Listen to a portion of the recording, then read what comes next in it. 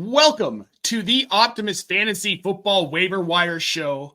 I am Nate Polvovgt, and I am here with my co-host, the one and only Mike Reedy, the man who gets to go see the banner hung at TD Waterhouse Gardens today in Boston. I am very jealous. Really cool arena. That's going to be a fun event, Mike. You're going to have a blast.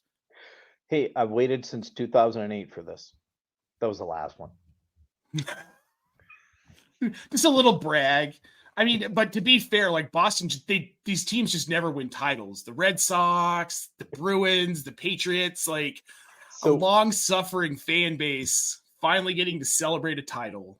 You love to see it. Because I'm old, I'll tell you, the 2008 season before they won the championship, I took my son, he was in grammar school, to 5 games.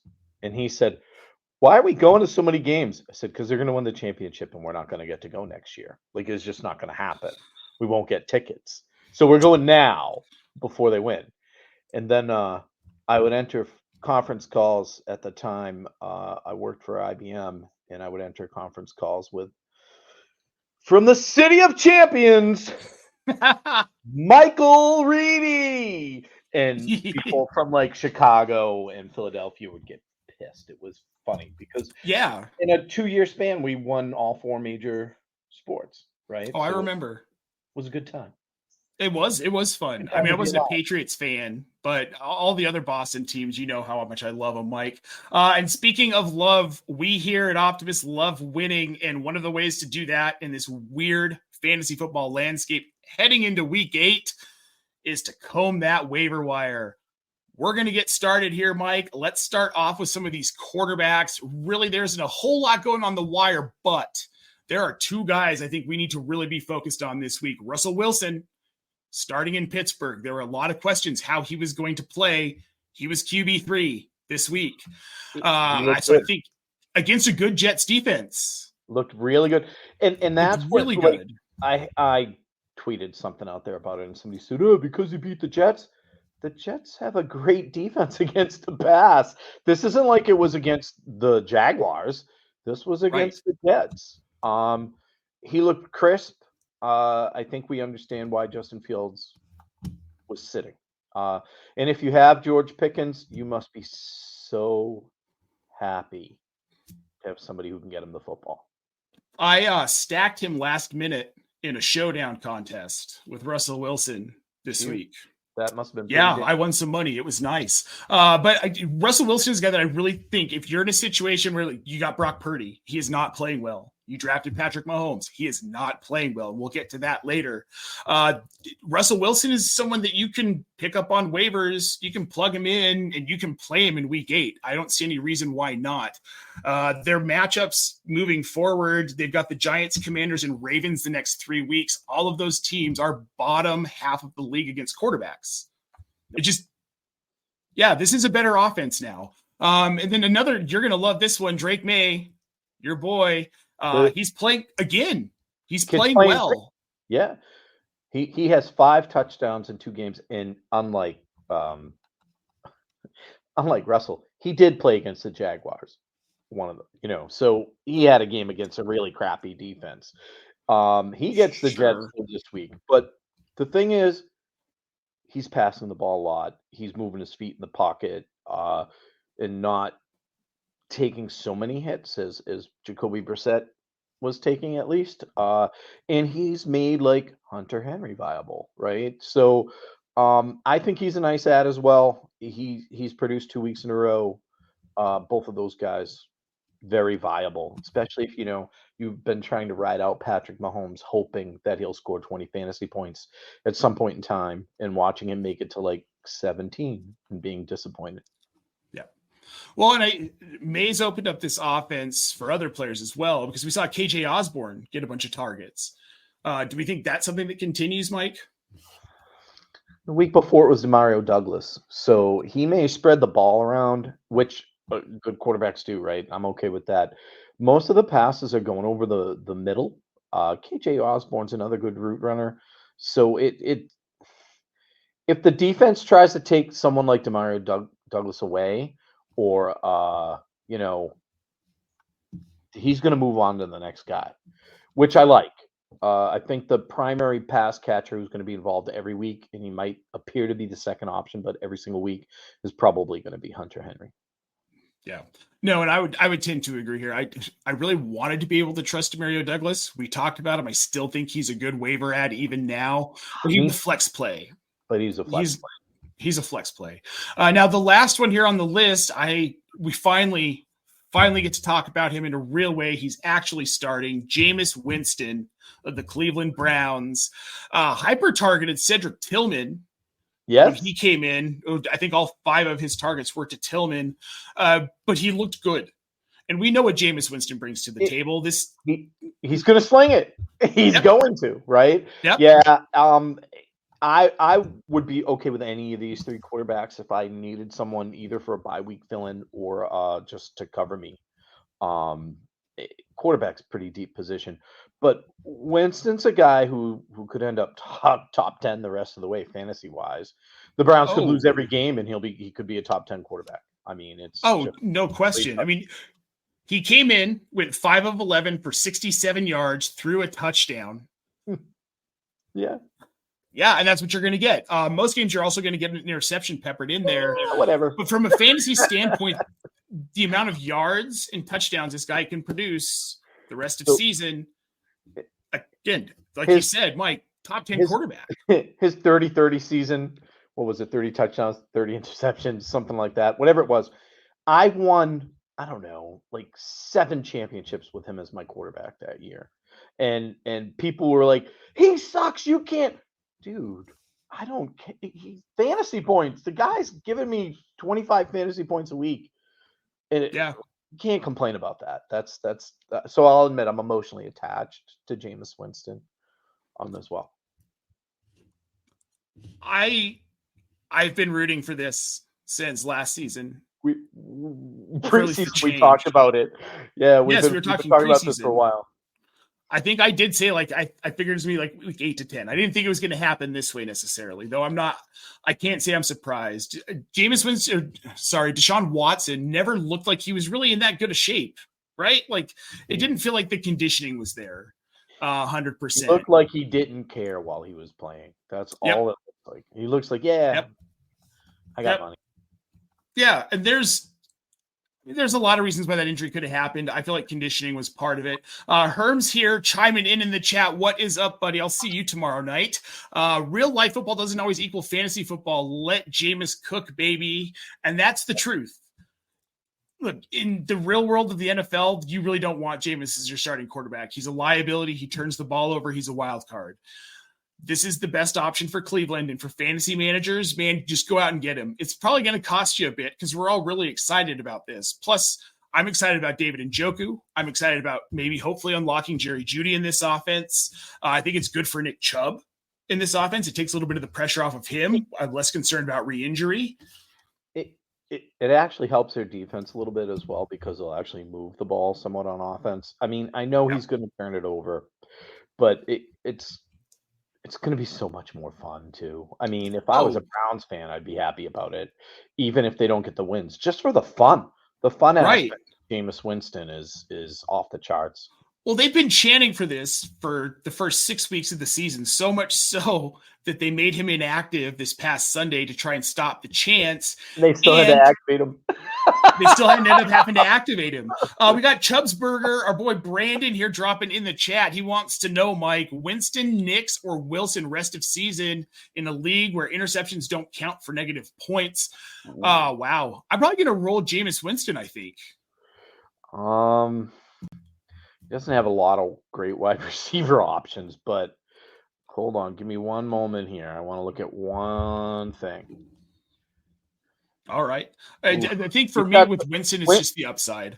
Winston's upside's more. He has a lot of really tough matchups the rest of the way. He'll still sling it. I definitely am out on Nix, by the way. I think he's viable in 2 QB, but Wilson's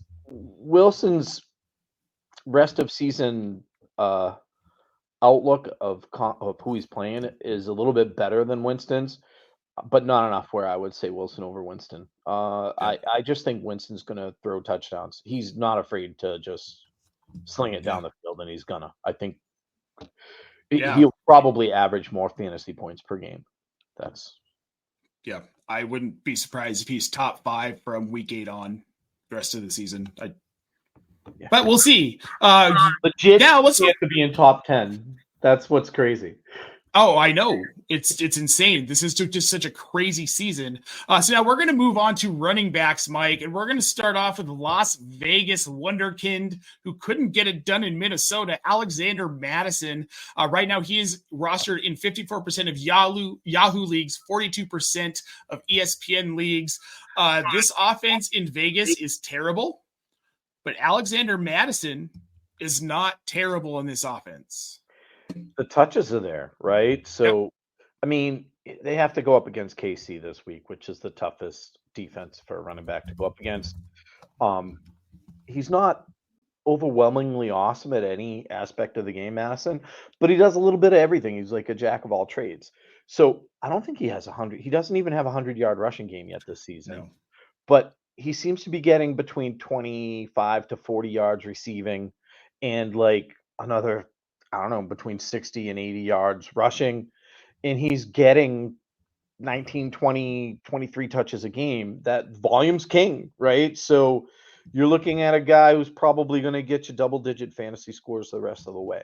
I had a friend tell me I was nuts because I was saying to play Madison this week in DFS. And with a lineup question, somebody asked me, and I said Madison over somebody else, and they thought I was nuts. But no, it wasn't. Zamir White's the volume's there. Zamir White's out of the picture. We're looking at Gardner Minshew because Aiden O'Connell broke his thumb, so we don't know how long he's going to be out. Yeah. You've got no Devontae Adams. Jacoby Myers didn't play. We don't know when he's coming back. There's nothing left in this offense other than Brock Bowers. Yeah. So the volume's going to be there. It's going to be there. All the rest of the way. Yeah. No, it doesn't have to be pretty. The other one here I want to highlight, Mike, Ray Davis in Buffalo, 25% rostered in Yahoo, 14% on ESPN. We had an article come out last week where our own Kevin Tompkins said Ray Davis is a guy you need to be targeting on your waiver wires ahead of week 8, because when he has a big week 7 and he shows out, he's not going to be as cheap. A lot of people jumped all over Kevin Tompkins on the Reddit and said he was stupid. What are you talking about? Ray Davis is questionable. He's not going to impact James Cook. James Cook is an RB1. Folks, I would like for all of you to tuck tail and apologize to Kevin Tompkins because Ray Davis is a big part of this offense moving forward. I had him in my weekend waiver wire article as an ad as well. Top running back ad. And, it's something you've been talking about again since the preseason. Like, eventually he's going to get involved. You were right. I credited you with that. I said I should have listened to Nate. But he's just not going to be there anymore. This was your last chance. If he's available in your league, in most of mine, he's already taken. He's not there. Well, he didn't get a ton of work with James Cook, right, this week. 5 carries for 41 yards, but he got the goal line work. Yeah, and he's a reception too, didn't he? He had 1 catch for 6 yards. That's nothing crazy, but Ray Davis is a guy whose value is going to continue to increase. This Buffalo offense is starting to put it together. They look shaky most of the season. Davis can handle the short yard work. They don't need Josh Allen to do it anymore. He's now proven it. If James Cook gets dinged up and he gets a full workload, you're talking about a guy that could finish the week as an RB1. Outside of Madison, who is rostered, and he's rostered pretty high, Madison over 50%. The only guy who's still available and under 50% is that I want at running back this week is probably Ray Davis. Unless people go and drop like Tyrone Tracy. I know they're going to. They're going to drop some other guys.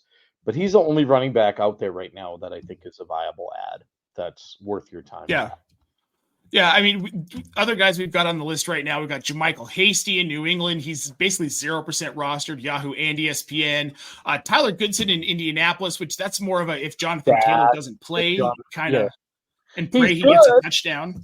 He's good if Taylor doesn't play. I played him in a lot of DFS lineups this weekend because Taylor was out, and I would do that again. But if Taylor's back, he's irrelevant. Yep. Oh, 100%. And then Justice Hill, you don't know what's going to happen with him every week.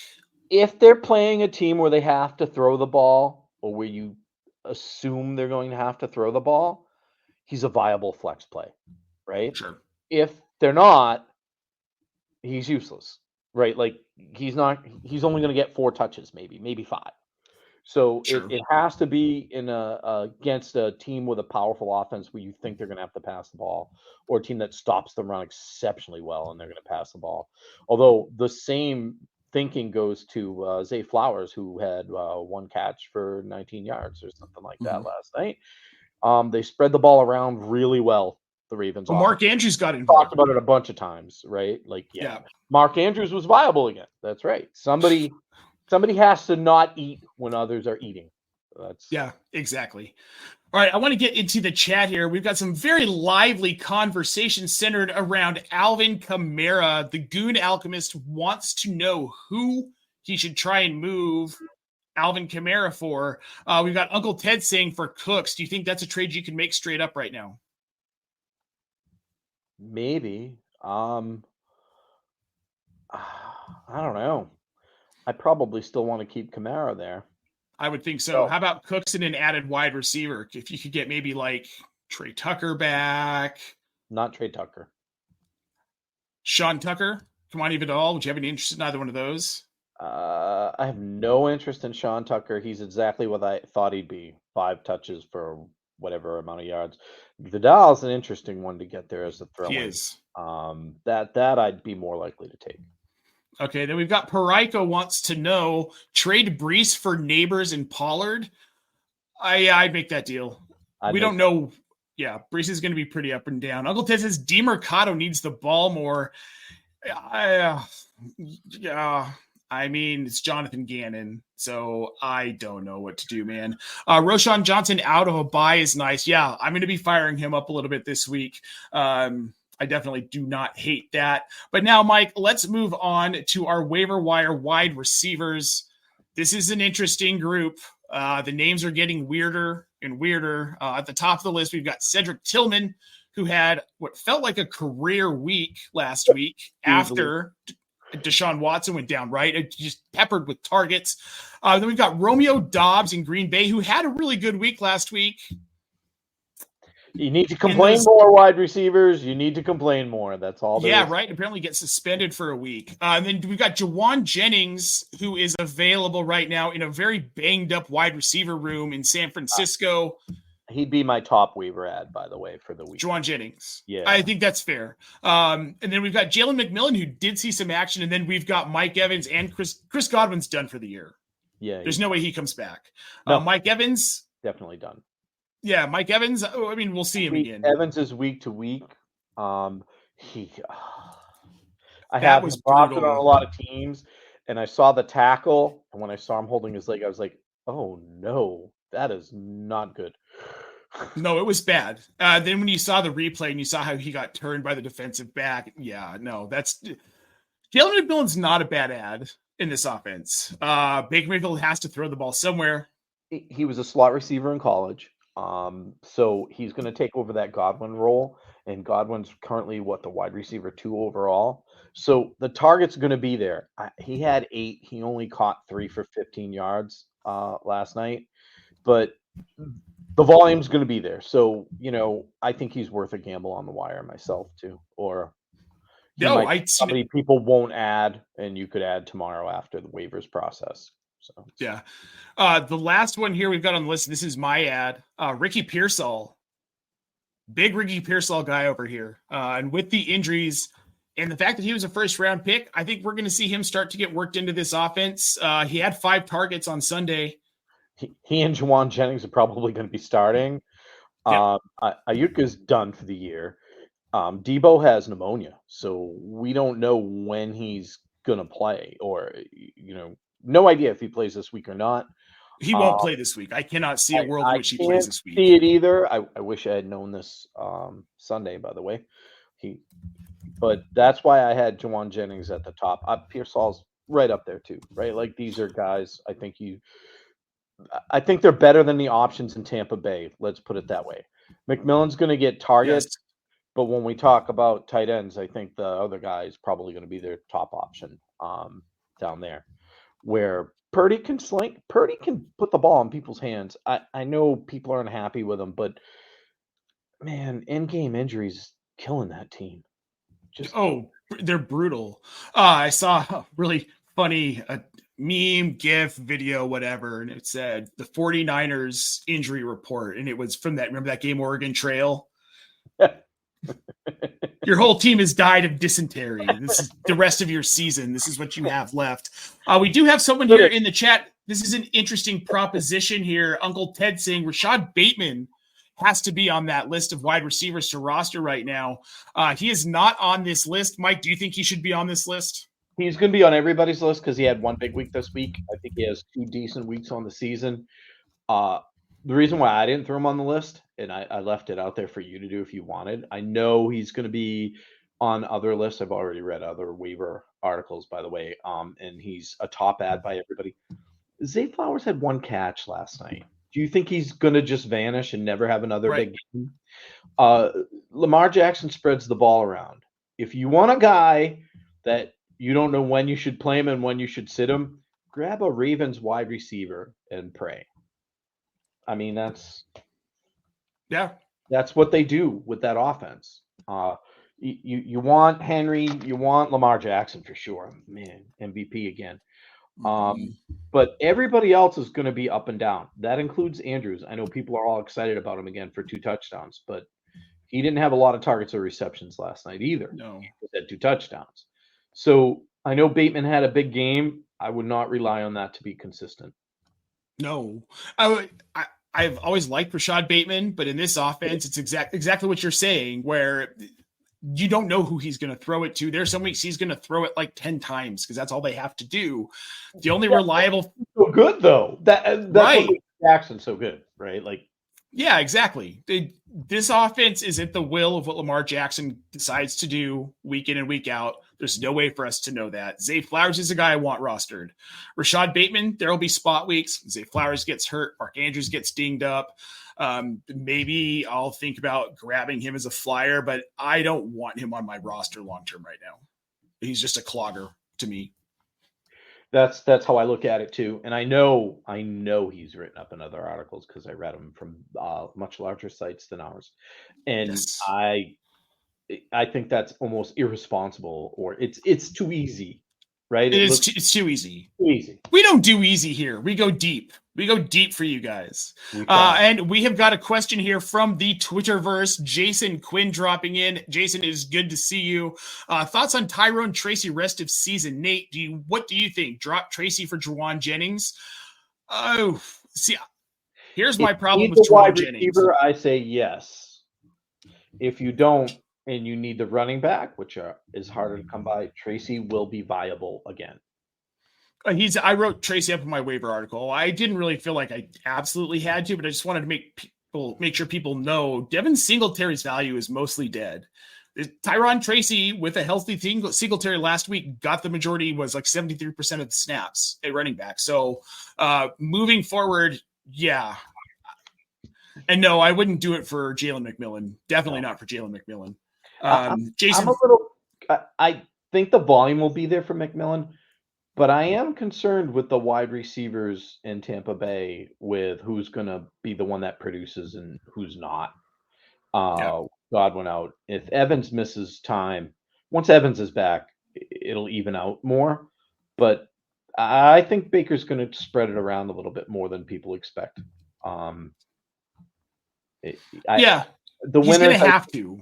I think the winners are White and Otten, and that's why I was saying when we get to tight ends, I think Otten. Oh yes, no, we'll be. I love any chance to talk about Kate Otten.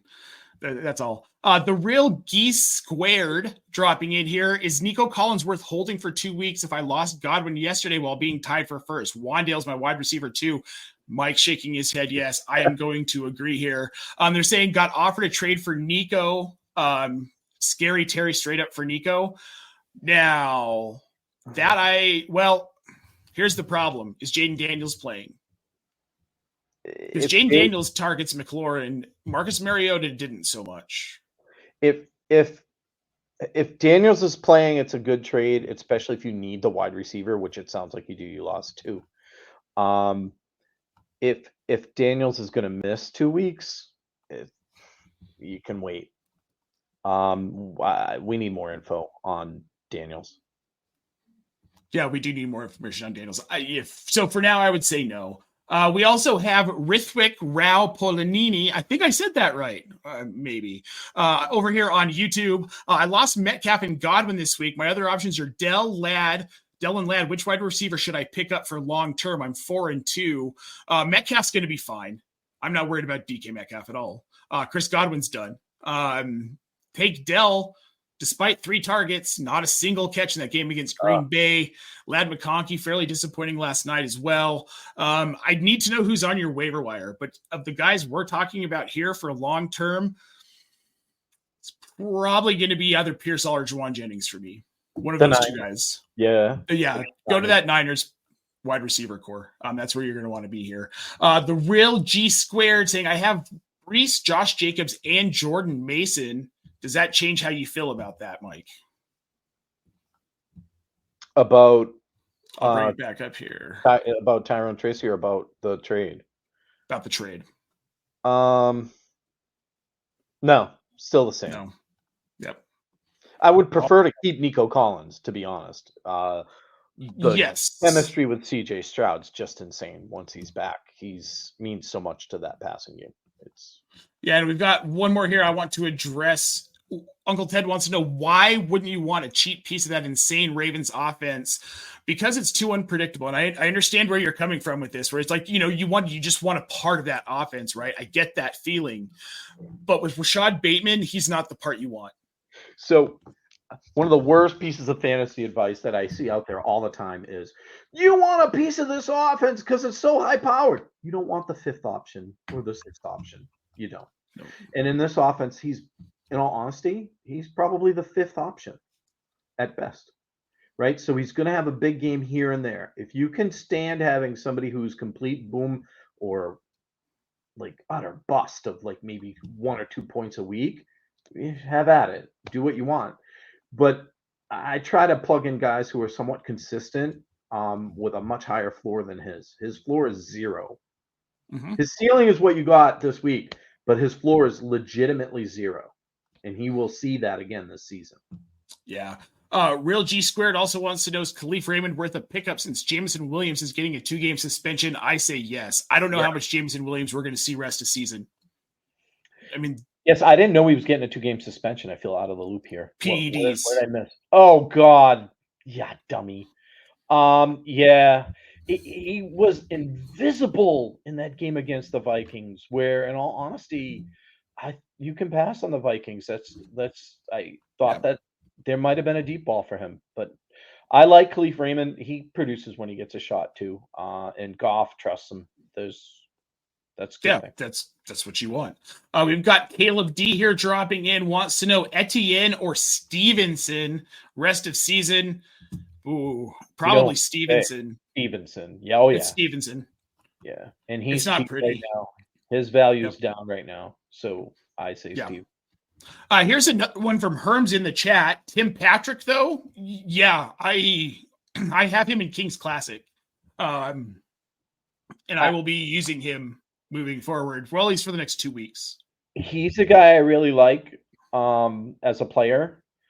Man, how come he never seems to be super consistent? I just don't know. Maybe. Yeah, I don't know. Tyler Sperry wants to know thoughts on Bateman, 6 to 8 targets in 4 straight games. Okay.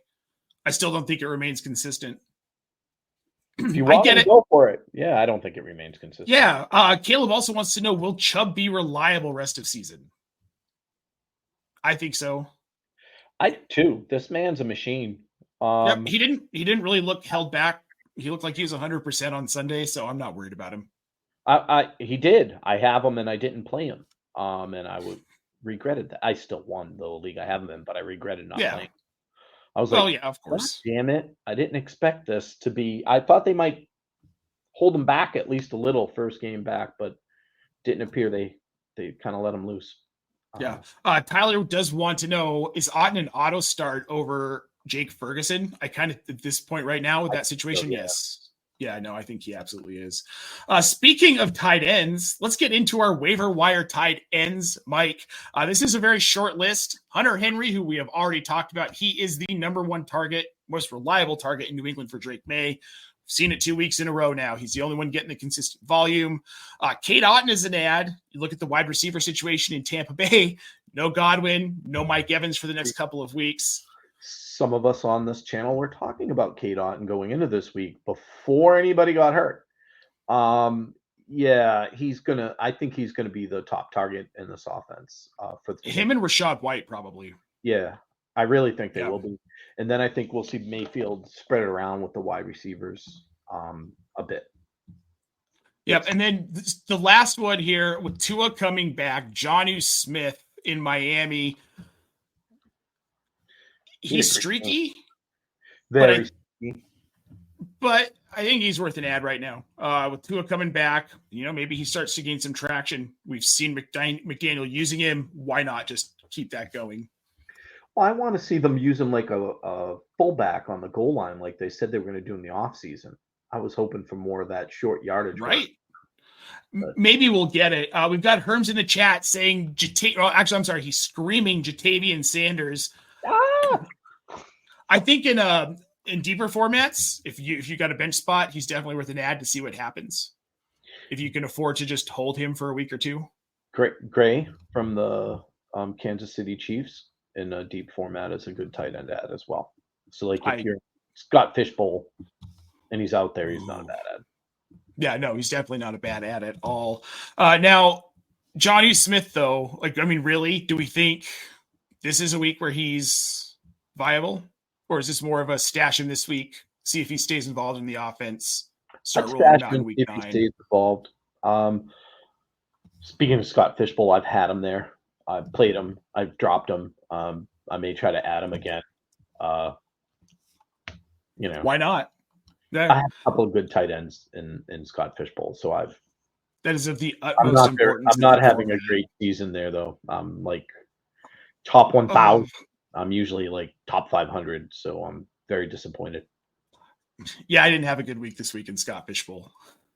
Darn it. But speaking of dropping players, who do we think you can drop this week? Mike, I'm going to roll through this real quick. Patrick Mahomes, he's droppable. Drop him.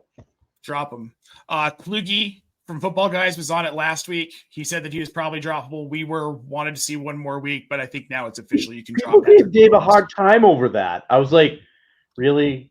Dropping the guy who hasn't produced any fantasy points all year? It doesn't, come on. I know it's brand name, but drop him. Yeah, no, 100%. Darius Slayton and Devin Singletary, I think, are droppable as well. Just drop them.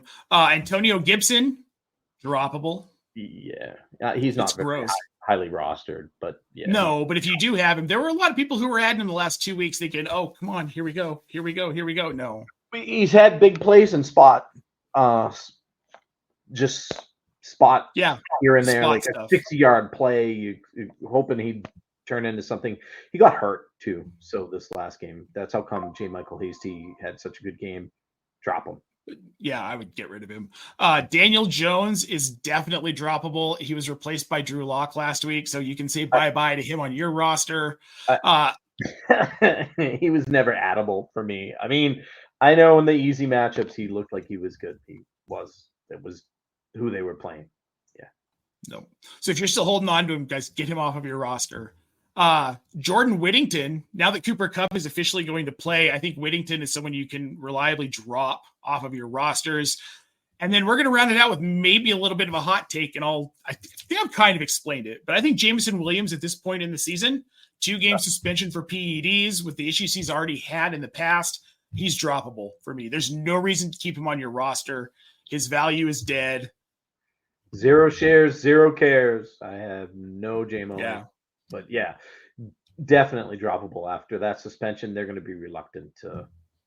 He's off-field things are going to cost him his career. It's too bad. Yep. Someone who almost had off the field things cost him his career, Calvin Ridley, is all hope for him in Tennessee gone? I never had any. I had a little bit. No. I thought maybe he'd end up being the wide receiver one there. I mean, we knew it wasn't going to be D-Hop or Tyler Boyd, but it doesn't matter who the wide receiver one is there. It just doesn't matter. Your quarterback can't get anyone the ball. It doesn't really matter. Yeah. No, it doesn't matter at all. But he had 80% target share. He had 3 targets. It still doesn't matter. Jason Quinn wants to know, Pitts over Ferguson is a starter for the time being. I say yes. Yeah. I say yes as well. It's close, but I say yes. Yeah. Well, let's pop over to the last segment here, our streaming DSTs for the week, so you can get to your game, Mike. We've got the Chargers up against the New Orleans Saints. That team has nothing except for Spencer Rattler. They might have Derek Carr back, but this Chargers defense is good. I want them against New Orleans. Then we've got the Lions defense against Tennessee. It sounds like it's going to be Mason Rudolph again. It should be a pretty ugly affair for Tennessee. I would fire them up. The Patriots against the Jets. With what we saw, the ineptitude of that offense, this is an offense I'm going to start to target in fantasy. I'm going to start the defenses that are playing them. Yeah, they were dysfunctional before they fired their coach, and they're more dysfunctional now. Aaron Rodgers should not be your head coach and quarterback at the same time. You'd be better off if he was neither, quite honestly. I added him on a fantasy team because I think he's going to produce fantasy numbers, but that doesn't mean, as Herm's already stated here, there's a big difference between real life and fantasy. He'll pad his stats, which is what he's most concerned about, with his friends. It's bad news for the Jets, though. Just bad. Yeah, no, it sucks, but it is what it is, I guess. I'm also targeting the Texans defense this week. They're up against Indy. I think the allure of Anthony Richardson is starting to wear off. And I'm going to start targeting him. He makes a lot of mistakes. So in the preseason, somebody who was scouting the team said they had talked to cornerbacks on another team from a preseason game. And the cornerback said, oh, yeah, well, he's not throwing the ball to a person. He throws the ball to an open spot in the field and hopes that somebody makes it there to get it. And that's how come we intercepted him 2 or 3 times, whatever it was. And we've commented multiple times. I mean, I've called him Captain Inaccuracy in a written article. He's Justin Fields 2.0 is what he feels like. I don't know if he's as good as talent. Yeah, I don't know if he's as good. I think Fields is actually going to be a starter at some point in this league. Richardson is playing himself out of that right now. Joe Milton or Anthony Richardson in Dynasty? Who would you rather have? Oof. Oh, my God. Well, it's got to be Richardson. Milton? I think Milton's a more talented quarterback. That's why I asked. He might be, but I don't think he's ever going to get a chance. I think at least Richardson gets a chance. That's a good point. Well, maybe he will. I don't know. That's the real reason. Opportunity. That's a fair point. Milton. Richardson could be out of the league in 2 years. Well, I mean, to be fair, that's how I view a lot of these guys that everybody goes crazy for. I have very little Anthony Richardson in Dynasty. It concerned me that he was really only a 1-year starter at Florida. And then when you watch this film at Florida, it's like, yeah, this is Tim Tebow. Have we not learned anything from Trey Lance? 1-year starter in college, had a great season, did these wonderful things, hits the pros, and it's not the same game. Nope. It's not even remotely close. Now, the last defense this week, I want the Ravens defense against Cleveland, and I know that I'm really excited. We're all really excited for Jameis Winston. But as we talked about, dude makes mistakes left and right. So interceptions. Yeah, I think there's plenty of turnover upside in this game for the Ravens. So if you're looking for a defense on waivers, they're one I'd stream this week. Well, and I don't know if they have the firepower to score enough points nowadays either, by the way. I mean, you might be looking at a team that can't push to 3 touchdowns with the Browns. We'll see. We'll see. Yeah. But the turnovers will be there. Yeah. Yeah. I mean, again, Cleveland's an offense I'm going to target rest of the season. I've been targeting them all season. It's not changing. A little more excitement about the offense, but not enough to not target every defense. We targeted them because we knew they couldn't break 15 points ever. Right. So you knew that they weren't going to score a lot of points. But now they probably might score a few more points, but they'll have 3 more turnovers. So it's a wash. All right, guys. With that, we're going to get y'all out of here. I want to thank you all so much for tuning in today. Remind you, tomorrow night, go Celtics. Woo. Tomorrow night, you can catch myself and the one and only CH Herms live roughly around 11 p.m. Eastern, but we'll see. Pop in whenever you want. We can't wait to see you.